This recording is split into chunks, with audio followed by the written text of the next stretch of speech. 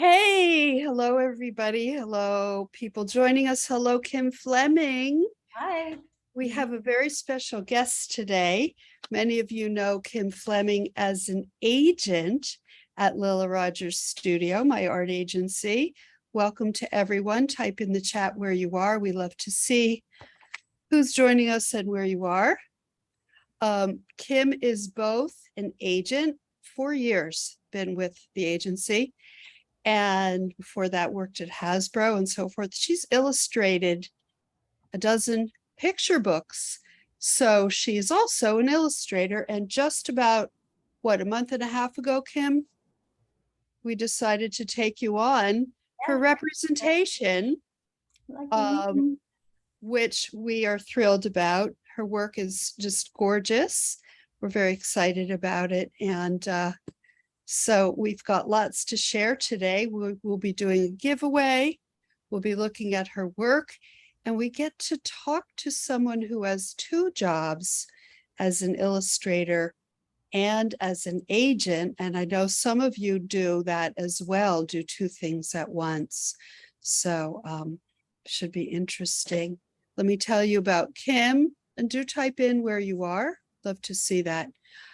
Kim grew up in Montreal, Canada. She's bilingual, French, English, studied art near Seattle, Washington, USA, and started illustrating picture books while she was in Melbourne, as she says, Melbourne, No. Australia, and now calls Providence, Rhode Island her home.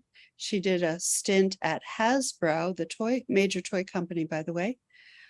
Her illustrations can be found mainly in over a dozen picture books, as I said, and has also illustrated animated children's games, rubber stamps, magazines, and newspapers.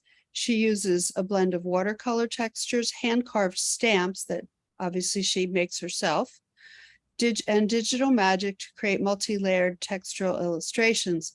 She especially enjoys portraying children from all different racial backgrounds, and she reckons she has the best job in the world. Hello, Lydia and Best Raquel and two jobs. Riley. Best two jobs in the world, really. Yes, yes, yes. Hello, Ruth and Laura and Andrea and Jennifer, Elizabeth. So good to see everybody. We're so happy that you're all here. So I know, Kim, I know what everybody's wondering. How the heck are you an illustrator and an agent at one of the busiest illustration agents with these fabulous artists? And I know you are top notch, ultra professional, give 110% to the agency. How do you do that? And also illustrate. How do you manage your time? Basically, I don't sleep. No, that's not true. I do sleep a little bit, but I don't watch TV.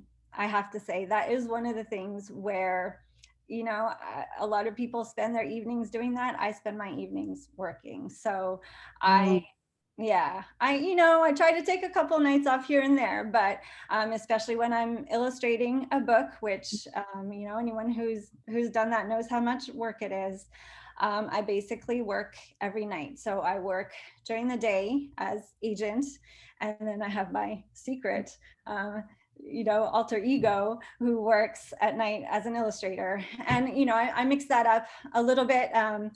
The agency has, there are certain tasks I need to do that are very time sensitive. So I always do those first. And then there are other tasks which I can do sort of any time of night, like updating the website or putting together newsletters, that sort of thing. So when I'm illustrating a book, I do try to have some daytime time where I'm illustrating. Otherwise, I don't get to it until 9 o'clock at night when I'm exhausted, and it's not yeah. always easy to be creative when you're exhausted. So I switch it up, but pretty much my entire life, I've always freelanced. I've always had a multitude of projects going, and I've gotten good at being organized. And I do have that side of my brain that's, I have the creative side that I tap into when I'm illustrating, but then I have the other side, which is very organized, and I have my priority lists. I'm a big list maker, so I always know, okay, I need to get this done first, and then I get that done. So I'm not wasting time in between things thinking, okay, what should I be doing now? Like I know what I should be doing all the time. So I'm able to do the agenting and the illustration in tandem, and Beautiful. they feed each other so much, like I Also, learned so much from the agency that helps my illustration. And then being an illustrator, I'm able to speak that language for the illustrators we represent when I'm negotiating jobs for them. So, they both really feed each other and help each other. okay, wow, let's unpack that. First of Sorry, all, that's a bit of a ramble. no ramble. That was beautiful. Binge watching shows, how many hours is that a day, a night, a week? And Kim just gave you gold. It's so true. What you spend time on is what you value. You want a great career as a binge watcher or a great career as an illustrator. So it really is what you spend time on 100%. That's number one. Thank you for that tip. Number two, how does, plus you're a Capricorn, so you have that aspect. What is there any particular software you use for lists, or do you just use a Word doc or paper and pencil?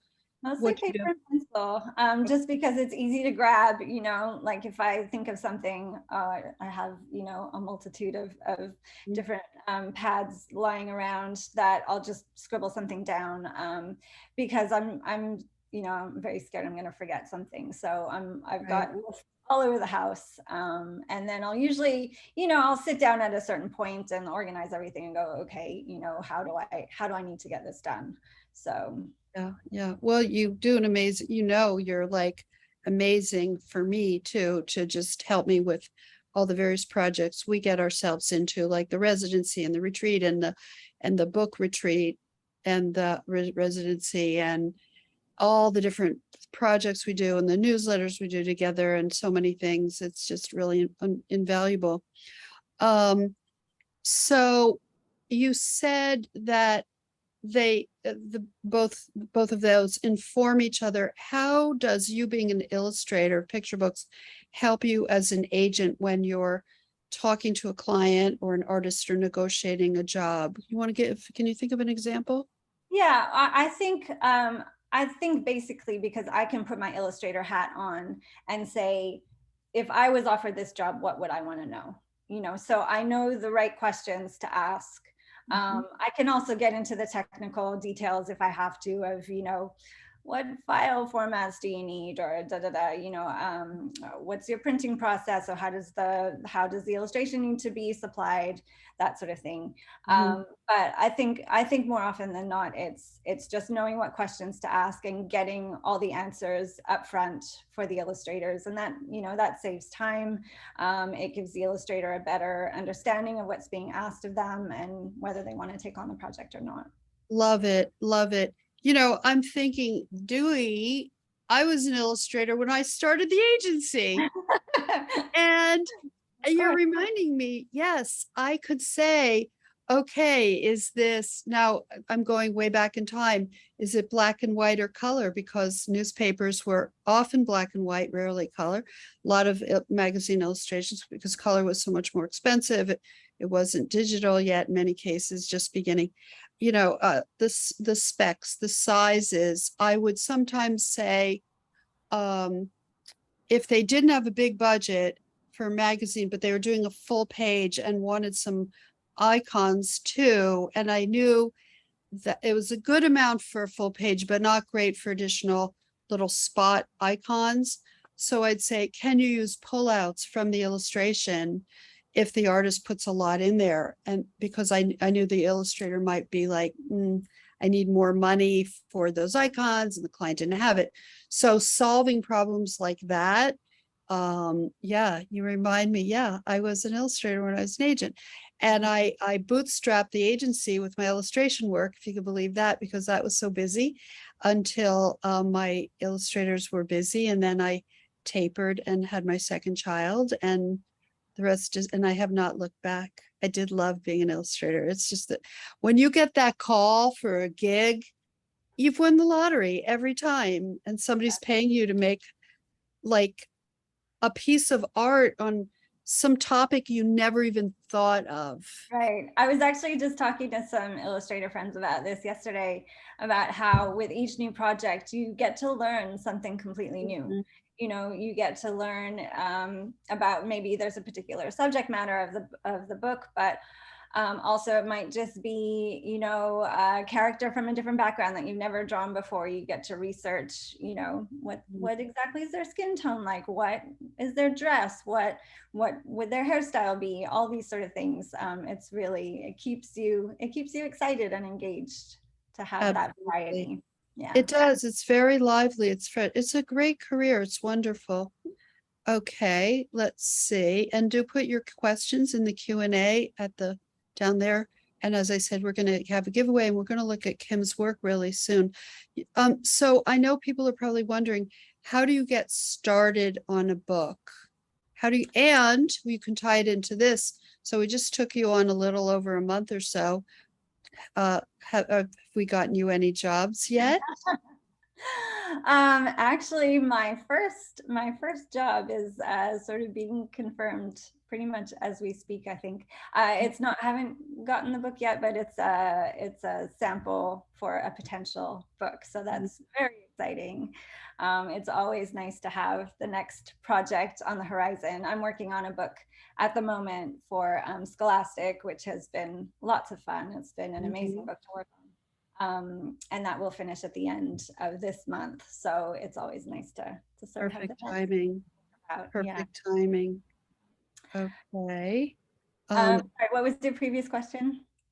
Let me pull that up. I was just getting your Whoosy thingy out, PDF. Yeah. Oh yeah, how do you get started on a book? Yeah, that's right. So for me, I mean, the first entry point to the book is obviously the manuscript. So I love it when I get a manuscript and I get to sit down and read it for the first time. I always, you know, make sure I'm in a space where I'm not going to be disturbed.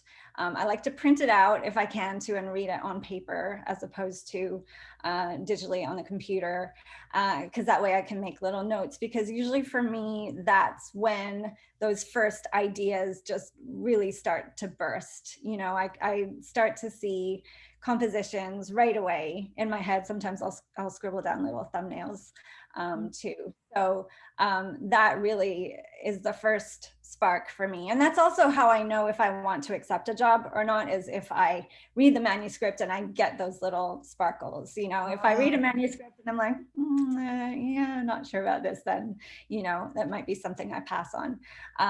But, you know, when I get that excited feeling, that's when I know, okay, this is a good project for me. So yeah, so that's how I get started. And then usually what happens is the client likes to see a character sketch first. So I would normally do that first, and we would normally have a discussion about, you know, what age is the character, what ethnicity, that sort of thing. So I have a few guidelines to get started. So I might do like a turnaround of the character. So like a front view, a side view, and a 3/4 view. And, you know, depending on the book, that might be for multiple characters. And then I can go forward and start doing, I usually start with thumbnails. So I usually start quite small, you know, just a couple of inches. For the spread or for the character? So for the spread, yeah, when I'm doing thumbnails of the pages, I start quite small, and it's sort of just like a brain dump at first, you know, and I'm trying out all sorts of different things, and because they're that big, they take about, you know, 10 seconds to do. So, you know, for each spread, I might do 10 to 12, 10 to 15 thumbnails, and sort of, Really? yeah, because Wow.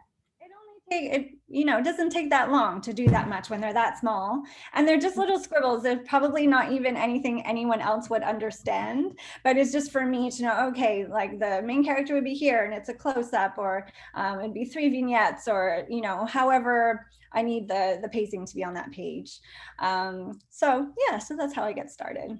And then What? it just sort of grows from there. I'll, choose the thumbnail that I feel is working the best, and then I'll start to illustrate it bigger and bigger, adding more and more details each time. That's, isn't she so good at giving specificity, specific? This is really good stuff. Um, so how, who asked that? Lydia asked, how long does a book typically take? Um, so with a full-time job, it takes, if I have 6 months for a 32-page book, then that's good. If I was just if I was just illustrating, then I could do it in much less. I could probably do it in three months would be comfortable, 3 to 4 months. But yeah, typically about 6 months. Yeah, that's nice too, because gives you time to settle in, and also you can work on a piece and have a little time to get away from it, pause for a few days, look back and so forth. Yeah, it's That's nice. That's what I'm trying to do with the current book I'm working on. I always try and finish all the illustrations just a little bit early and give myself a couple of days so I can step away from it, and then I can come back and look at everything as a whole. Because when you're illustrating something, you get so into what you're doing, and you're working on one particular illustration, then you go to the next one and the next one, but you don't throughout the process really have the time to step back and look at everything as a book, as a full book. So I like to give myself a bit of time at the end of a project to be able to do that. And let's unpack that, people.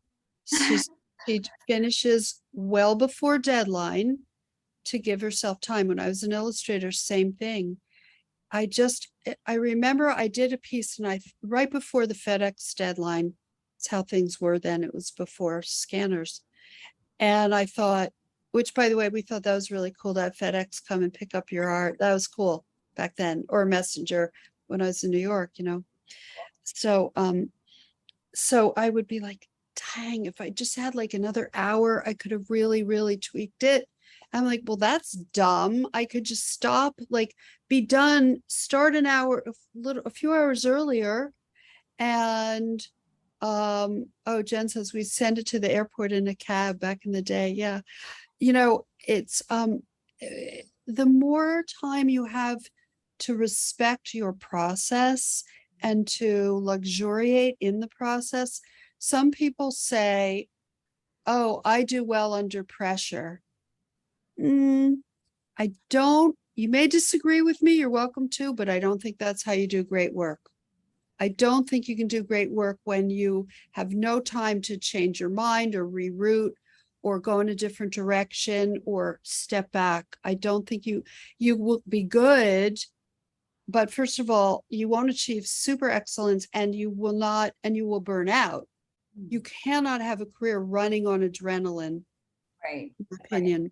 And look, I mean, sometimes it's not possible. Sometimes you have True. a deadline for something and you can't build that time in, and you just have to do what you Right, can with what you're given. But right. if you're able to build that into your schedule, which, with picture books, which are sort of a longer schedule, typically, it's a bit easier to do. For me, I tend to really freak out at the beginning of a project. I'm like, there's no way I'm going to get this done. Oh my gosh, how am I going to fit everything in my life and my child and, all this stuff. And so I'll work really hard at the beginning of a project and get ahead. And then so I can sort of cruise to the end. So I do like the opposite of procrastination, whatever that is. I used to sometimes think, I can't draw that in the beginning. I don't know how to draw that. There's no way. But I always figured it out. Persistence, you just stay persistent. Okay. Tell us about Storyteller Summer Camp. Oh yeah. So Storyteller Summer Camp is an Instagram challenge that I started up with Tamisha Anthony, who all the math students will know from her amazing course, and with another Black history. Black history, and another lovely math student, Gemma Jamie Skidmore, who I'm sure some of you know as well. So this eventuated because at the beginning of the year, I just sort of put it out on Instagram that I was really looking to just make more connections with illustrators. I feel like, during the pandemic, so many things sort of fell away. I had a critique group that we used to meet in person once a week, and that sort of stopped. And a Oh, lot of the little events that I would try to get to semi-regularly just stopped. And all of a sudden, we didn't have that community anymore. And online, Instagram became sort of more of that community. So I put it out there that, I really was interested in making more connections. And Gemma got in touch with me and she said, well, why don't we start up an Instagram challenge? And it just was perfect. And we got Tamisha on board as well. So fantastic. it's a challenge we've been running over the 3 months of the summer, so June, July, August. Mhm. And it's specifically for picture book illustrators. So we wanted to create a challenge where illustrators could create 3 sequential pieces of art for their portfolio, because that's something that art directors look for, that you can illustrate a character consistently, and it can show your storytelling ability. And so we created this challenge where it's like a Mad Libs challenge. So we gave a structure of what each prompt is for each month, but then people could fill it in the way they wanted. So they could fill in what type of character it was, they could fill in what the environment was, but we gave them this structure of, okay, this is basically what's happening in your illustration. Fantastic. So So how do people participate in that? so it's an Instagram challenge. So people would just, What's do the hashtag? Storyteller Summer Camp. Yeah. Storyteller Summer Camp hashtag. Okay, good. If somebody wants to put that in the chat, that's wonderful. Yeah. How about we look at your work? But first of all, Kim, you haven't even seen these yet. We got a few samples in from the studio. Um, the, yesterday we got this Beautiful. gorgeous. See the texture on that? That's great. Kendra Binney for Aqua Rupella. And look, it has a, Beautiful. how beautiful. Oh my God. Are there extras? Can I have one? There's, there's 3 total. Oh, And you might want to give, well, probably you can have one. And then I thought one when you go to New York, when you see publishers. Kim's going to see publishers in New York in a few weeks. 2 weeks. Yeah, in 2 weeks I'll be there. I'm really excited. And she has like such a great list of publishers she's going to see, and made a beautiful blurb book of our artist's work. But also she's going to give things away to them. And so we got these. You're going to love giving these away. Oh, These oh, things. Oh, that's great. aren't these gorgeous? Oh, wow. They came out so well. So well. Let me go in order. So there's these little itty bitty ones. Oh, those are so cute. Oh my gosh. Oop. Good to see them in person. I mean, she just, she just has such a fabulous style. So sweet. Oh, that's a repeat that's bigger. Look at it. She got a whole series. Am I going too fast or too slow? No, that's good. They did a whole collection with her. They Unbelievable. And even the back is fantastic. Yeah. Yeah, they've got her logo on there and everything. Yeah, and look at this one. I mean, she's just so quirky and eccentric. Yeah. Love it. Million. Yeah, they So did a you'll great have a bunch of those to give out. fantastic. She did a lot of work. And 2 more. Boom. Boom. So, and we got in a picture book. I think Kendra or Osa. So there's a few of I have a whole pile for you for New York. So it Wonderful. depends what you can carry. Do you want that little wheelie? Yeah, I'll Wanna have look a look at it. wheelie? I have my own Okay, too, but good, we'll see good, which good. one is more stylish. Okay. So why don't we look at your PDF, shall we? Let's. Okay, let's go. And I see that there's some questions in the Q&A. Oh, I messed it wrong. date, but anyway, that's okay. I just wanted to say thank you for everyone for showing up today after we had to reschedule and everything. Oh, yeah. You're still coming today, so thank you for being here. Yes. It was And crazy. we We, had the wrong link this morning, so yeah, what else could possibly go wrong? oh my God. I had to have foot surgery Friday, so we had to cancel. Is that Yeah, nuts? nuts. I'm fine. It was an accident. So, and then the AC went out. What? Okay, but here we are in a new pretty location. So here we are with Kim. This is the right PDF, right? Did you say this? That's the right PDF. I just didn't update this graphic. That's all.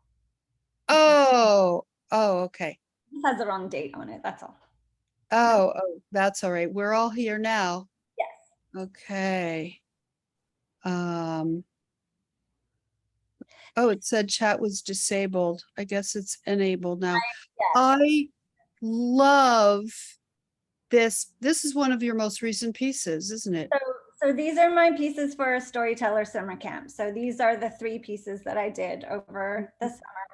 And these are the prompts that we gave to everyone. I haven't even shown the 3rd one there yet. So sneak peek to everybody who's here today. But yeah, so this is what I came up with. I really wanted to target the board book market. I'm really excited to get some board Yeah. book. So I really wanted the, I don't use a lot of white in my work a lot, but so I really wanted to try to do that this time and to have the shapes just be really simple and the characters, very simple but still engaged. So Yeah. Well, I love the colors. I really do. They're very soft. It's a nice addition to your portfolio. And I also I love the softness here. Can you see where I'm pointing? yep. I love that softness and the textures you have. And the character is really, I mean, look at this, super adorable. I love it. It's a great direction. Thank you. Okay. I'm excited about it. Yes. Okay. Tell us about this. So this is part of a series of fairy tale book covers that I did. This is back in 2020, actually. I wanted to do fairy tales that had protagonists of different backgrounds. So not just your typical, white Hansel and Gretel type thing. So I did an Indian Rapunzel, which I had a lot of fun with. And this was sort of my way of, this was, pandemic had started and George Floyd and everything. And I was like, what can I do? There, what can me as one person do? And I was like, okay, well, this is my voice. I want to try and, show kids that, okay, there's something different out there. It's not just your typical white protagonist in a fairy tale. Like Right. it can be everyone, and we can all be appreciated in that way. So Yeah, fantastic. The braid is incredible. And the lettering is just so wonderful. And it speaks to your own heritage. right, exactly. Yeah, I'm half Indian, so this was a very special one for me to do. Absolutely. Absolutely. Okay. Love. So You this know, I was love another this. one as part of the series. Yeah, this was one of my favorite ones too. So yeah, again, I wanted to show a girl in a hijab, and I did another one. I don't think I have it in the PDF, which is it's Jack and the Beanstalk, and it's a little, little black boy with a little afro, and I just wanted to show all different Yeah. backgrounds. And that was a few years ago. I mean, now we see it all the time, but this was, a good 2.5 years ago, 3 years Yeah, ago, yeah. something like that. Yeah.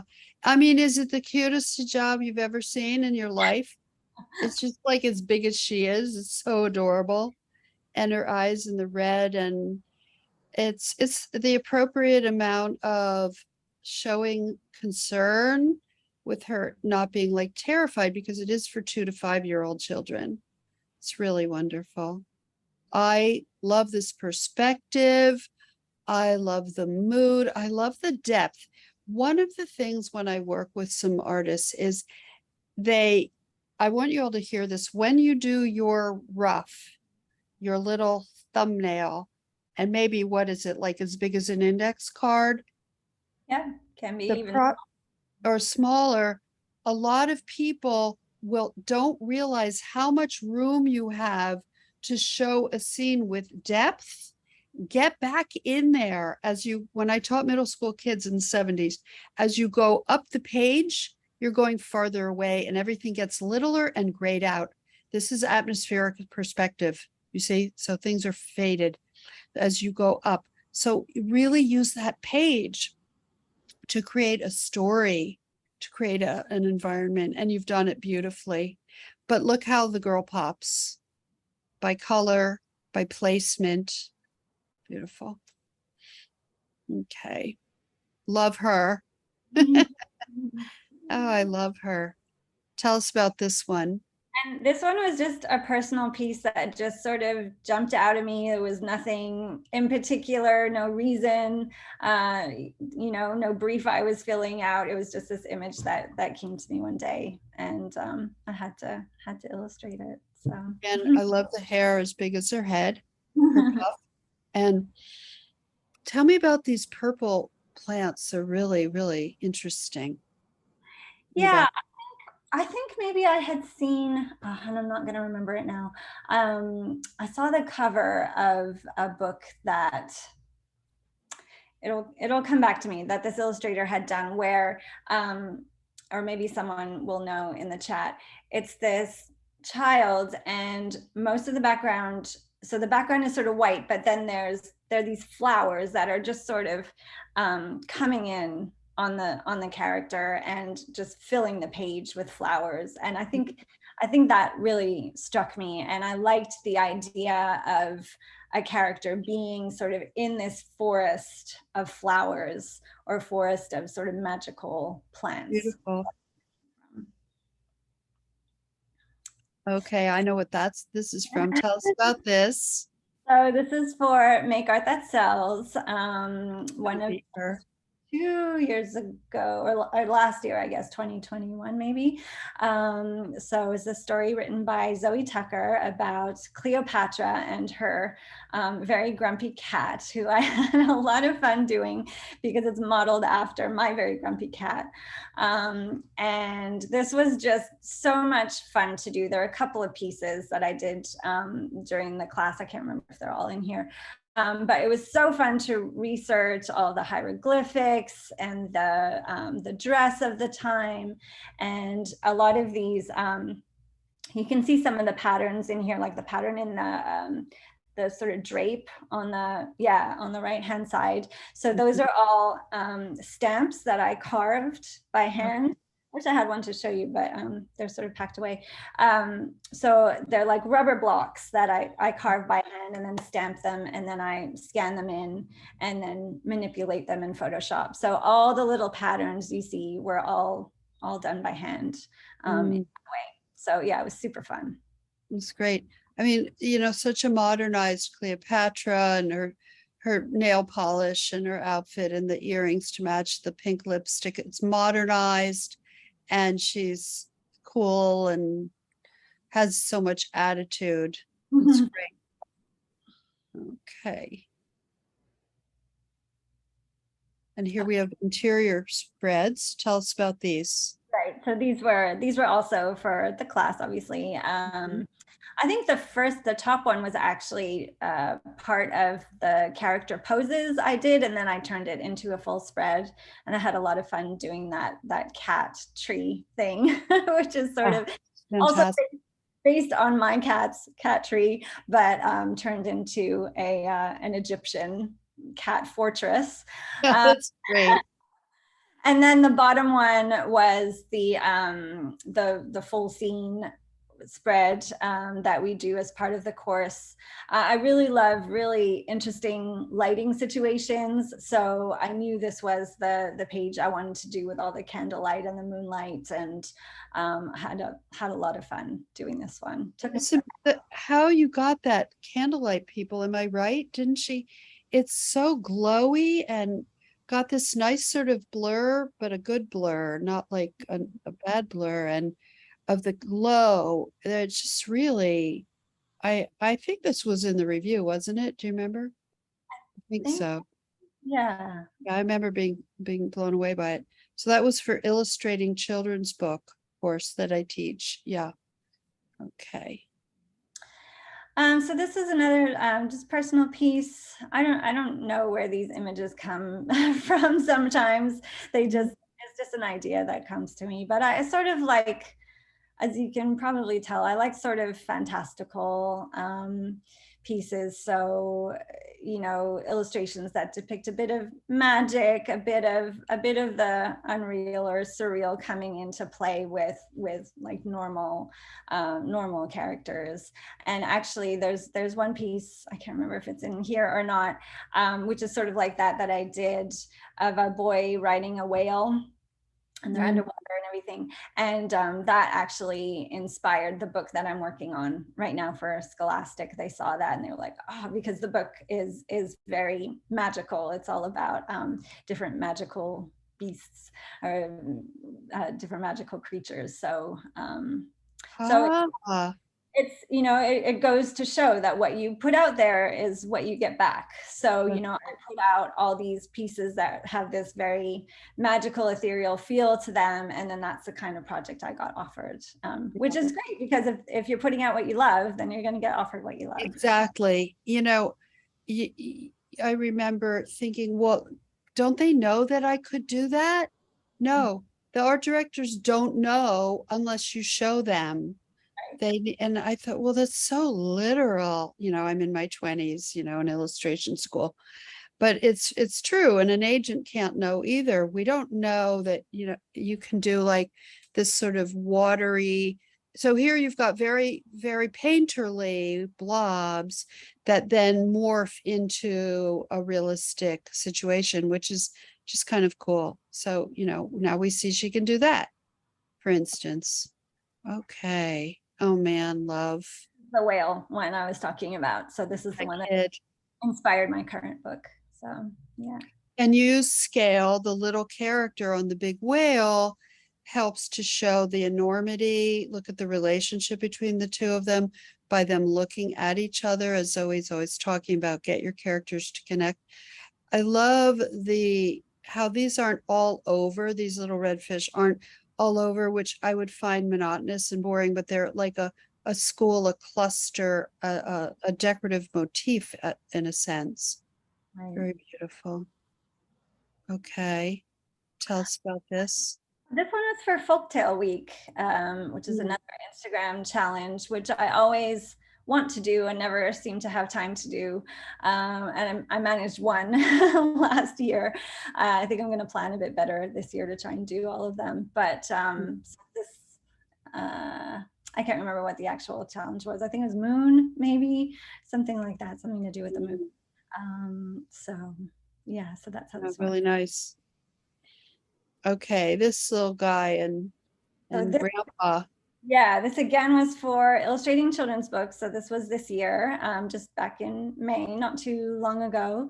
And again, a text by Zoe Tucker, all about this grandfather and his grandson, sort of, teasing out their relationship, and about the grandson coming over to his house and going through all the incredible curiosities that he has in his home.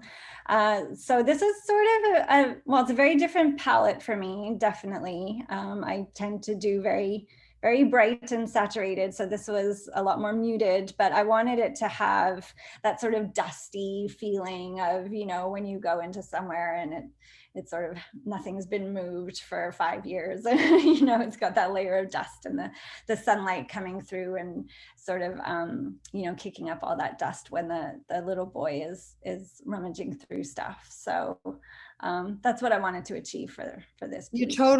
You totally achieved it. And how the colors are a little sepia here, a little gray and a little vintagey. And look at the control she has at getting these characters to pop because they are intense colors, bright colors. In other words, intense doesn't necessarily mean hot pink or whatever. It means they're not muted colors. So she has the more vivid, bright colors here and more muted here, and then monochromatic or just a sort of a brown and sepia line quality, not black, because that would be too strong. She needed to keep it held back. So it was there, but didn't get in the way of this. And you've got all a gramophone and an old phone and a this and a violin and that and the cat and vintage chair and so forth. So it tells the story. Yeah, so all the things that are in full color, those are the ones that are actually called out in the text, and the rest of them are just held back to the background. Okay. Now this is another Make Art That Sells piece. This was for character play, I want to say. Puff and Fluff. Yeah, that was character play. So the assignment was to create these two rabbit characters who go out on a little adventure in the desert. So this was a lot of fun too. And again, coming back to the bright colors on this one. Yeah. Now here you did the opposite. The bright colors are in the background and the characters are a little more neutral with the hot pink there. But because they're in the foreground and because why do we see them right away? This strong vertical cuts against the horizontal. So that's another tool you can use. What a sweet little guy. You really capture sweet little guys. Okay, I know what this is from. Tell us about this. I love, by the way, seeing you do a whole different kind of look. Why? Because the more different looks you have in your portfolio, assuming they're within your taste level and style, the greater range of jobs that one is up for, available to get assigned. So I was happy to see this. Right. Yeah. And also, you know, with this one and sort of with the previous one, I was sort of trying to skew it a little bit younger, so it could be more applicable for the board book or book industry. So this was also for Make Art That Sells. I think this was also character play, maybe one of the first ones. Yeah. With Riley. Riley, yeah. And character play. I hope you're all signed up for my boot camp class, by the way, which is going on right now. It's really, really good. Just speaking of boot camp, sorry. Look how she's got the three, even though it's a donut and it's sort of flat, she has a 3/4 view, and how she does that circle, the whole works as the nose really effectively, and actually all of them, but I just find here it doesn't seem to distract. I like it. And this is, I mean, look at how she has the shine and the shading on the frosting of the donut. Really nice. And the pretty little street scene. Yeah, I mean, that was definitely a challenge in this character design, was where do you put the hole of the donut? Because it's like going right through his forehead or I tried so many different things, and this was what I found worked the best, was having it as the nose, because it's quite difficult to have a hole in the middle of your character. I mean, it looks like it was effortless. Like you just, oh yeah, sure, you just did this right away. It's nice, isn't it good to hear everybody how she, you know, you're hearing persistence, that she stuck with this, the donut. And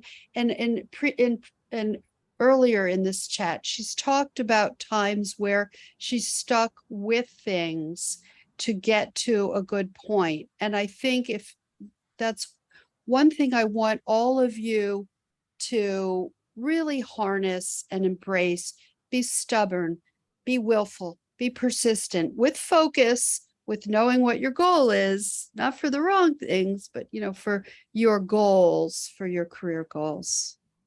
Yeah, Okay. I don't think you can be successful in publishing without persistence. It really is. It's a long game. It's, Mhm. if you think you're going to achieve your goals in the next, all of your goals in the next 6 months, like it's not going to happen. You really need to Right. be, really need to be in it for the long run and to be looking at it that way, when you're producing art, because we all get rejections, we all get disappointed, we all have to pick ourselves up and keep going on. So if you can do that and you can keep going and keep being happy with what you're doing and realize that, okay, this is just the stage I'm at now and I'm going to get better and better, and you're going to get to where you want to go eventually, then you'll get there, you'll be successful. And I mean, I've seen your work get better and better too over the years with just, staying with it, and it's just getting like boom, boom, boom, boom, just keeps getting better and better. This is such a great example of showing interaction between two characters, which is a great great thing to have in a portfolio. Okay. I love this piece. It's one of my favorites. Thank you. Tell us about this. This was initially done as a like vote piece. So just before the election, I just wanted to put something out onto social media about, please everybody go vote. So originally everyone was holding up signs that said vote, and like where it says thank you, and there's a little rainbow on the window, it was all about voting. Vote by mail. Vote by mail. Vote by mail or whatever way I see. people needed to. So Okay. encouraging people to go vote in the election. Mm. So that's how it started. But then I modified it to be a bit of a happier children's children's piece. I think that's a good children's piece to have. Vote. It's your obligation as a citizen to vote. It's your obligation. Right. Um, yeah, and everybody, you get out there and vote for the midterms. Yeah. And again, That's I where. just wanted to show all different cultures. So, all different backgrounds. RBG even worked her way in here. My dad is in here. I'm in here. There's like all sorts of different characters work their way in here. So, And the more you bring in what matters to you, the more it comes through in your work, the more you care, the more you're doing your art for yourself and your taste level and your passion, it'll appeal to more people. If you try to do art to appeal to more people, it won't generally have that magic. You can disagree with me, but it I have found in my own career, when I'm super passionate about anything that I do, those are the most successful businesses or courses or art or writing, all the various things I do. It's very true. So do think about, as Kim said, this was meaningful to her. She put in family characters and RGB and people that she admired in the thing. So great. Okay. And here we have these squares. Tell us about this. so this was an advent calendar that I did. Mm. I've tortured myself by doing advent calendars every December for a couple of years. Last year I don't think I did one, but yeah, for some reason I decided that would be a good idea. So I totally stressed myself out trying to do one per day for the month of December. And I really liked this one though. I just want to say I really planned this one out before I started. So it's not, just coincidence that the colors are all placed where they are. I worked out what the background was going to be and what the character color was going to be before I went ahead and did any of them. Mhm. So it was very sort of meticulously planned before I did it. But I had so much fun doing it. I mean, I think drawing cute animal characters is probably one of my favorite things to do. Obviously. Yeah. Yeah. It's wonderful. I like that you have a little menorah on the 18th. That's nice. And there we go. Oh, that was really wonderful. That was wonderful. How great was that? How wonderful to see. We have a giveaway. Yes. Shall we do that? Oh, Yeah. let's first do some questiones. Okay, let's go look at the Q&A. Why don't you go ahead and read them and go through them. Okay. So Raquel Russo, hi Raquel. She says, Kim, you're an inspiration for all of us. Thank you. That's very sweet. Do you, whoops, just jumped up. Do you have any tips or advice about living the superhero life, AKA working full-time by day and illustrating freelance by night? Just to take care of yourself, because it can be taxing. For me, so I have a son who's 10, and for me, I will put him to bed and I'll almost always fall asleep with him at bedtime. And which, at first I was sort of angry at myself for doing that. I was like, no, I should be at working. But I found that my body's now used to it. And it's like a little power nap at about 9 p.m. So I'll put him to bed, I'll have a little nap, and then I'll wake up and I have a lot more energy after this little power nap. So I think it's just being good to yourself, knowing what your limits are, knowing when maybe sometimes you need to not work at night, you need to have a night off, or you need to have a day off, or whatever it is you need to do to recharge and be able to come to both of your lives, with energy and being engaged with both of those. Because it's I think our culture is very it's very attuned to working a lot, and sometimes too much, and it's almost glorified sometimes. You ask someone how they are and they say, oh, I'm so busy, and that's almost a good thing. Like if someone said, oh, I've just been lying around all day having a lovely day, you'd be like, what are you doing with yourself? Don't you have goals? But it's almost glorified to work, be working incessantly, and it's not always a good thing. It's great when you have things you want to achieve, and we all do it sometimes, but I think it needs to be balanced with taking care of yourself and slowing down sometimes. So I would say just my biggest piece of advice would be just to build in that time to your schedule as well. I agree completely. It's very important. When I first started as an illustrator, I would take off Sundays. I'm like, God, can I do that? Take a day off? And it was really hard, but I did. And then I took off Saturdays as well. And I found that when you don't have the weekend, you get the work done during the week. And now I take a vacation week every other month.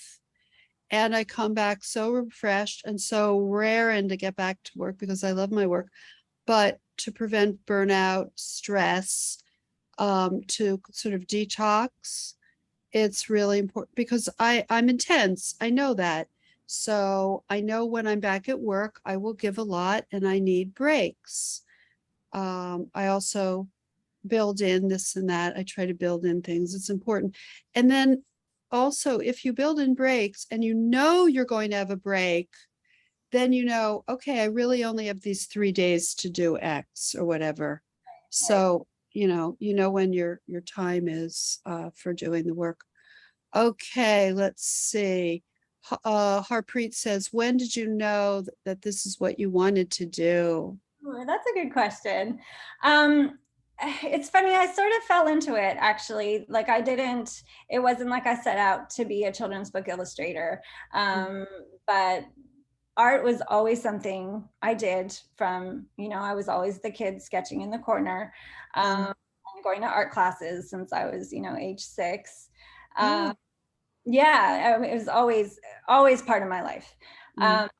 but you know, it's not something I really pursued in college because I didn't know how to make a living as an artist. So, you know, I did graphic design and I did sort of this safer creative things. But then I had this graphic design job I wasn't that happy with. And so I was always just sort of looking for something else. Mhm. And I saw an ad in the paper, so dating myself there, but I saw an ad for someone to illustrate a children's book. I was like, oh, okay, that could be kind of fun.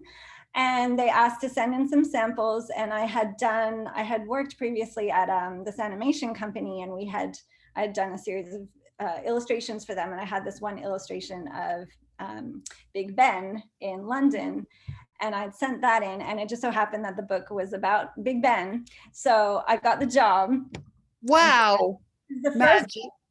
first book I ever illustrated, knew nothing about illustrating children's books, illustrated it with colored pencil, which is, you know, Doesn't reproduce well in the old days. yeah, it wasn't great, and also just really hard to make changes or anything like that. So, Mhm. those are my very humble beginnings. But after that project, I was like, you know, I really like this. I'm gonna learn more about this.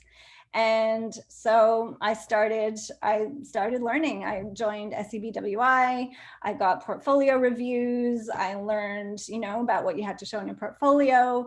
And then I started sending my folio out and started getting work that way. So it was really something I came to sort of by accident, but I fell in love with it right away. So Fantastic. Passion. I'm hearing passion. Okay. I'll answer this one. Denise Gallagher says, can an illustrator have one agent for the book industry and a separate agent for commercial work? Well, Denise, book is commercial work.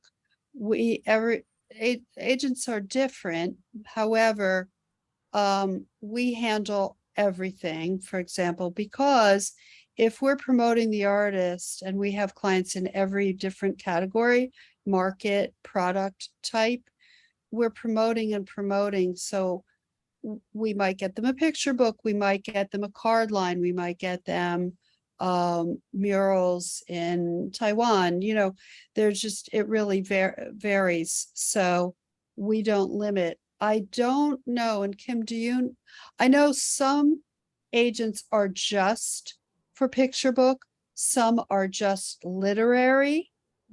Um, I don't know. Does anyone here have one of each? I don't know of it. I don't think it's really common. So that's your answer to that, Denise. Hope that helps. Um, let's see. Nancy Salas, how do you decide what size illustration to start with? Do you know if it'll be landscape or portrait? Well, the client is going to tell you the format of the magazine, of the book. So there's that. I just want to get through some of these shorter ones. Andrea, what are your favorite mediums for your illustrations? so currently the way I work is I create watercolor textures all by hand, and then I also create hand carved stamps, as I was talking about before, and then I scan all those in and I put them all together in Photoshop. So I sort of really layer things up and have fun that way. Yeah, that's great. I think so many illustrators do that. They'll work traditionally, make some stuff on paper, scan it in, and then work digitally or work entirely digitally on Procreate. Nice way to work. I used to work completely traditionally. So I used to like paint a painting, and that was the illustration for the book, which was great. And I loved it. And I love painting and doing traditional work. But I just found I couldn't get the color control I wanted all the time. So this sort of enables me to have the best of both worlds, I feel. It's great. Okay, Ginger says, did you propose the book to Scholastic or did they suggest it after seeing the image you sent? So I had worked with Scholastic before, and they are on my newsletter list. So I have a newsletter that I send out every month or two, something like that. So I had included the image of the boy on the whale in one of my newsletters, and they saw that, and they thought it would fit well for this book. And that was before you got representation with us. It was Right. crazy timing. It was like 3 or 4 weeks before you offered me representation. So within about a month span, all of a sudden, Boom. your book and an agent. It happens, and sometimes things just don't happen until the time is right. Right. You Yeah. know, like it would not have been good if we took you on 4 years ago when you started as an agent. You needed to get that really under your belt and feel very, very fluid with that. Okay, Gemma Skidmore, your co-host, says, if you could re-illustrate any classic children's book, what would it be? Wow. That's such a great question. While she's thinking, don't forget we have a giveaway coming up in just a minute. I would have to say, it's sort of the classic of classics. I would love to do Red Riding Hood. I feel like it's just got, you know, that little bit of evil that you don't always see in picture books these days. And it's like the classic good versus evil. It's got an animal and kids. It's sort of got everything in it. And, you know, as I showed with the my illustrations I've done for it already, like the palettes you can play with, that red, you know, that really bright red, I just find so fun to play with against colors. You should do something with that. That's a great idea in your spare time. Must Barb Delaney asks, what are your favorite art materials? Paint, markers, paper, etc. So as I said, I tend to go for watercolors. That's sort of my go-to. I do actually really like, you know, if I'm just playing, if I'm not doing an illustration for something, I really love cut paper, actually. So I love sort of the traditional version of what I do for my illustrations. So creating textures, but then cutting them up and collaging them, and then maybe drawing on top of them with, I love Posca markers as well. They're really fun. And they're so bright. So I love their colors. Yeah, students love those. Karen, London is my answer for the giveaway. We didn't start it yet. She's just, Angela says, when you get the book title, how do you know what to paint? How do you get inspiration? Well, she gets the whole manuscript and reads the manuscript, not just the title. Okay. And now we can do the giveaway. Kim, you want to put on your Kim producer hat and tell people how it works and what they get? I'll show you what I'm giving away first. So it's 2 of my books. These are oldies but goodies. This one was published, actually they're both published in Australia, where I lived for many years and where I started my children's book illustration career. So that's why it's mummy instead of mommy. So Mummy, You're Special to Me. This was for Scholastic. This is probably my favorite book to illustrate ever. And then this book, Feathers, which actually just won an award in Australia. So fantastic. And what is that about? So this is a really special book. It's actually about grief. It's about this little boy who has lost his mom, and these feathers sort of become a symbol of her. And he sort of follows these feathers all through the book. And then at the end, this is my favorite spread. He sees his mom in his dreams, and and then when he wakes up, there's a feather on his pillow. And throughout the book, there's this bird that follows him around in every spread. So it's a really special book. That's very important. Very important. Beautiful. Okay, so those books are in the giveaway. So what happens next? Okay, so what happens next is Lilla and I have thought of a very special thing, which we will tell you the category for in a moment. And you can guess by typing into the chat. You can guess however many times you like. And once we see the answer, we will stop you. It may not be the first first correct answer. It's just the one that we see because the chat goes super fast. So you just have to bear with us and get what you get, and you don't get upset, right, Lilla? You get what you get and you don't get upset. That's right. Okay, is everybody ready? Type ready if you're ready. And you might want to make sure you're set to everyone, not just hosts and panelists. Doesn't really matter, but then everybody can see your guests, not just us. Okay. The category is Kim. An animal. Boom. All right. Oh, I saw it already. Uh, Oh, that was easy. Okay. yeah. All right. It was Harpreet Soni who asked Ah, the question before as well. So congratulations, Harpreet. So you can email me. You can email Agent Kim. I'm artist Kim, but you can email Agent Kim and I'll organize to get that sent out to you. So it's Kim, Kim, at lillarogers.com. mhm. And say that you won this. Oh, sorry. Yeah, the animal was giraffe. Oh, right. The animal was giraffe, and be sure to just say that you won in the Kim webinar. Oh, this is wonderful. This has been really a pleasure, and I got to know you even better. It was fun. We get to hang out and just, chillax. Very nice. So a couple things, everybody. If you're not in boot camp, that's my assignment class, portfolio assignment boot camp, or boot camp assignment portfolio, or whatever it is, 3 of those words. And the assignment just came out yesterday for this month, and it's 3 months long, and it's the next month is a particularly powerful month that I think you will all really like. So I do hope to see you there. And Riley and I are doing a review in toy class this Friday. Is that right, Riley? I think so, right, Kim?